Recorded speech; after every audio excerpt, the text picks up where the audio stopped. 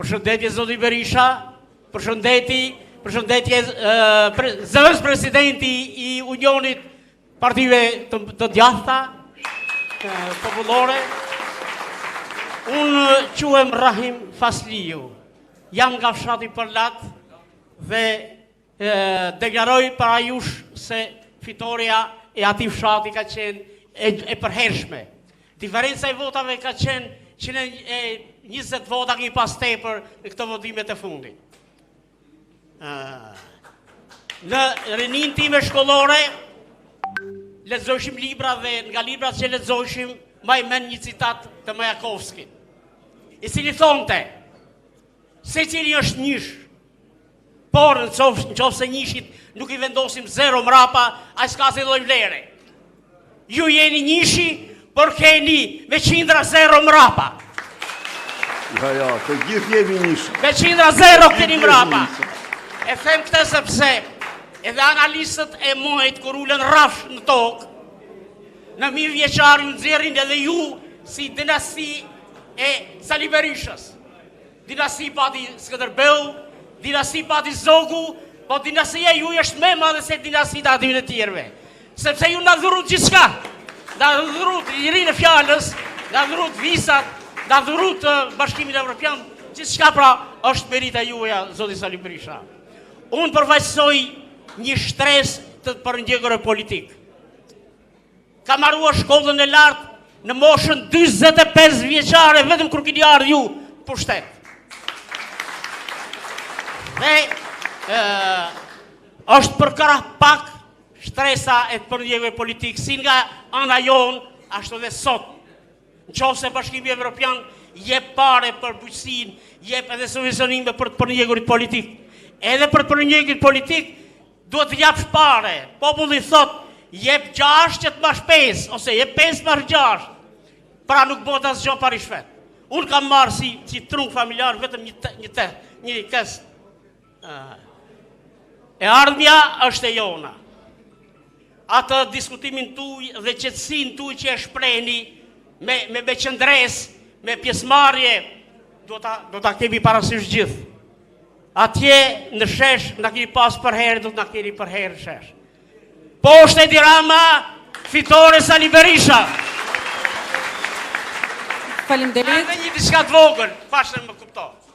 Jemi 3 fshatra, Kulla, Përlati dhe Rushkulli, që nuk kemi asnjë lloj subvencionimi, por nuk kemi asnjë lloj legalizimi.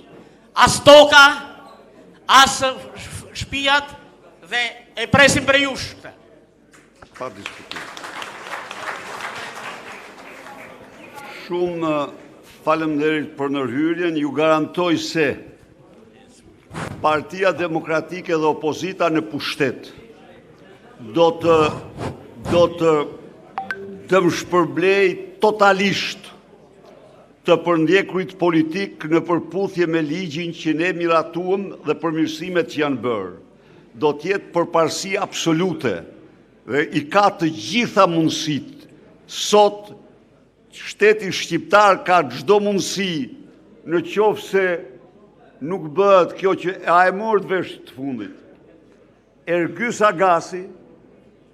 Agasi, njeriu më I afërt I Edi Ramës në hije, më I afërti.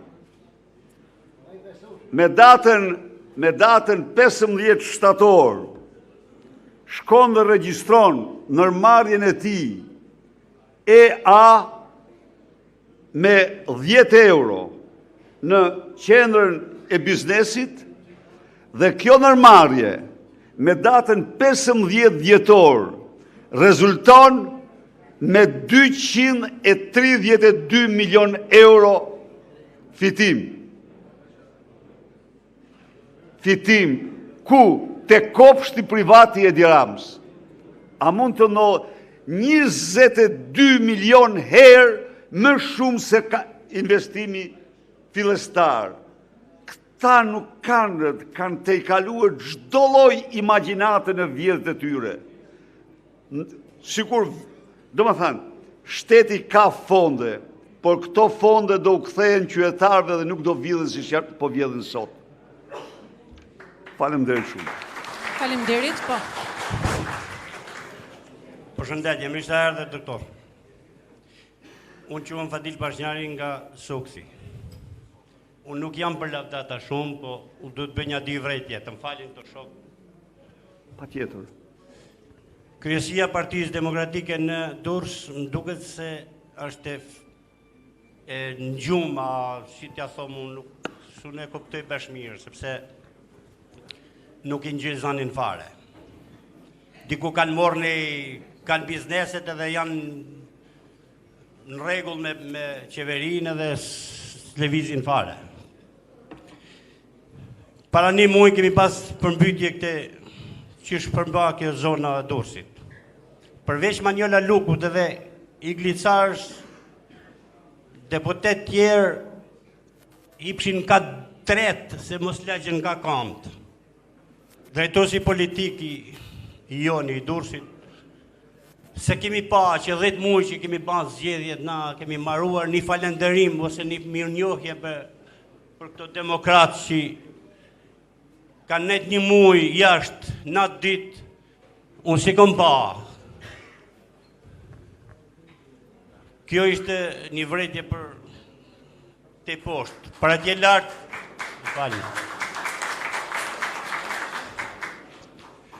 për atje lartë, kam një vrejtje tjetër, doktor. Kryetari i grupit parlamentar diskuton edhe e kemi mësua diskutimin e tij përmesh, nuk sa të del atë në foltore e dim gjithë demokratë se ç'i do thotë. Një shprehje, një fjali e bukur më ka tingëlluar në vesh. Thot, na jemi opozita dhe kemi veç drejtën e fjalës. Por fjalën e nuk na japen, thotë, nuk na lajnë me fol. Doktor, kjo qeveria është në humner, ashtu hedh në humner. Po më duket se kemi lidh militar në atë podos, edhe nuk e lajmë me ra. Të bëni thirrje shoqërore në emrin e demokratëve, kputja të litarin kësa qeverie të hidhet në humner. Faleminderit. Të falenderoj shumë për ndërhyrjen. Kryesia ose dega e partisë në Durrës dhe në Suk kanë punuar dhe ju keni punuar shumë. Ka patur individ që nuk kanë justifikuar besimin tuaj. Nuk kanë justifikuar besimin tuaj. Ka patur të tjerë që kanë bashkëpunuar me socialistët. Pa diskutim. Dhe kanë shkelmuar idealet dhe besimin tuaj. Natyrisht, analiza do bëhet në ata që nuk punuan. Ata nuk kanë merituar postet që kanë, apo se është shu. Sa ata të poste kishin për të punuar. Qofse, po ju na lojmë këtu vetëm në një komunikim të njerit për i tyre me një antar tonin. A i kishte bërë një status me datën 14 maj. Dhe ky antari ynë i thoshte, po ti s'punove për ne, i thoshte. Ti punove për krahun tjetër. Ky i përgjigjej. Jo, thoshte, unë nuk kam punuar për krahun tjetër, por nuk punova fare. Nuk punova fare. Po në qofë se ti s'punove fare dhe je nën kryetar, atër si mund të qëndrosh ti nën kryetar? Ti do të kesh moralin të kërkosh ndjes demokratëve që s'punova edhe të rish në punë tënde, të mendosh thellë. Se i thoshte që unë jam antar i partisë, në fakt ajo është familje demokratësh. I jati i ti është demokrati flakt, vllau i ti është demokrati flakt, jo themun ju. Edhe ata kanë punu, kurse ky postin e në kryetarit, jo, unë nuk punova. Po pse s'punove ti, mo? Në radhë të tilla. Por, përsëri ju garantojnë ju, që ne Edi Rama mori votën, por i ka bërë do i bëj vetës gropën. Po, atë nuk i shojmë ne. Jo. Ne kemi thënë, jemi zotuar që do mbrojmë votën. Ne kemi fakturë para botës dhe bota se ai ka marrë votën. Tani, ne nuk i shojmë atë. Tani kemi çdo të drejtë legjitime për betejën tonë. Dhe sa ditë që rrinë pushtet, rrinë për shkak tonë, jam shumë dakord me ty. Sa i smeriton të qëndroj një ditë. Për sa i përket parlamentit, të garantoj që grupi parlamentar është i vendosur për të gjitha format e qëndresës. Mos keni asnjë lloj hezitimi, vetëm se duhet të kombinojmë gjërat. Duhet të kombinohen mirë. Jemi në betejë tani. Betejën do ta fitojmë ne. Ne ai mendon se ne do fitojmë. Por do e fitojmë kur secili nga ne të betohet që unë natë shesh do lak këpucët e mia, do shkoj çdo natë apo një dy ditë apo si ta përcaktojmë gjërsa ta rrëzojmë atë. Ai do rrëzohet. Ai s'mund të qëndrojë më. Nuk mund të qëndrojë. Ai është nëpër masat e diktatorëve, e vjedhjes diktatorëve afrikanë, të Bokasës, Idi Aminit. Na pinte shishe 33.000 euro. Verë ky. Ja, akoma skandal. Ekziston një rrëmbim i tmerrshëm tokash i Ergys Agasit me dallandush e Bicin. Zyra e Ergys Agasit o miq ishte si zyra e kryeministrit. Faleshin, shkonin ministra, shkonin gjykatës, shkonin prokuror, shkonin zyrtar të lartë, drejtues agjencisë tek ai aty. Sepse, çfarë ishte Ergys Agasi?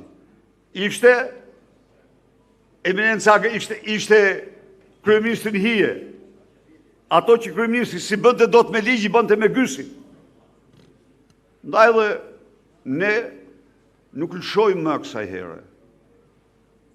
Do ta ketë shumë të qartë. Më mirë ti sa më shpejt të jap dorëheqjen se populli do ta detyrojë atë të jap dorëheqjen. Ne do fitojmë. Ne jemi në mision. Edhe një herë t'ja përsërisim vetes. Dhe një gjë. Kemi fituar çdo betejë në kushtet më të vështira, kur i kemi thënë, kur kemi kënduar himnet tona, ja të vdesim, ja të rrojmë. Kjo nuk ka nënkuptuar armët, por ka nënkuptuar qëndresën tonë të palkundur dhe përsëri kësaj here do fitojmë e do i shpëtojmë shqiptarët nga një diktaturë shëmtuar.